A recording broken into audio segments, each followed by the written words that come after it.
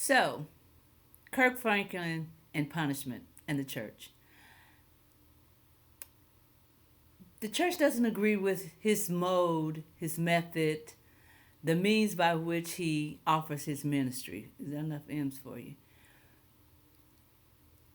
And he feels rejected by the church. And he talks on the pivot about the punishment. And my discernment is that he feels like he's being punished by the church for not doing things in traditional ways.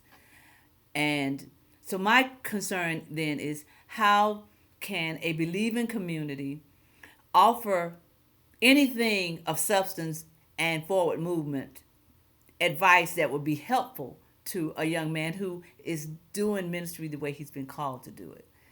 How can they not take it personally, like it's an affront to the whole believing community that he does something different?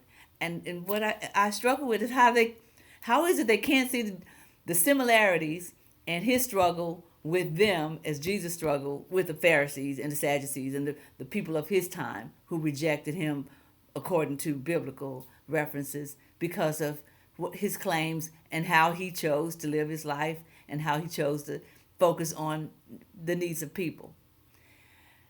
So how then does the church do this? I would say, because I'm the how to love guru over here, is first of all, you need to listen. Listen carefully to what he's saying. Listen carefully to him when he talks about why he does what he does. And see if there's a real disconnect between what he's offering and what you're offering. That's the first thing. I say all the time, people argue and disagree about things they're not really disagreeing about.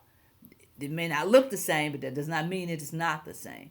So have a real sit down and talk about what it is that's really troubling you.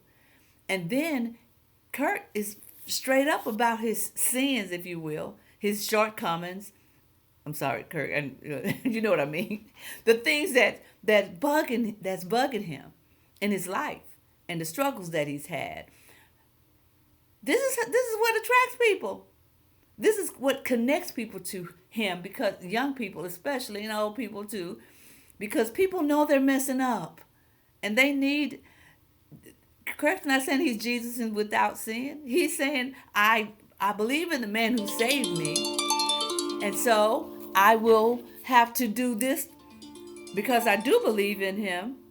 I'm going to do this ministry according to God's will for my life.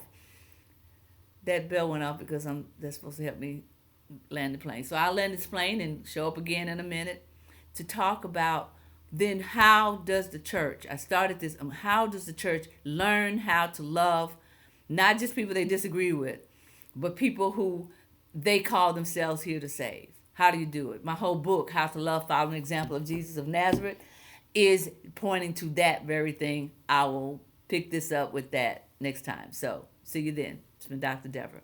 How are you loving?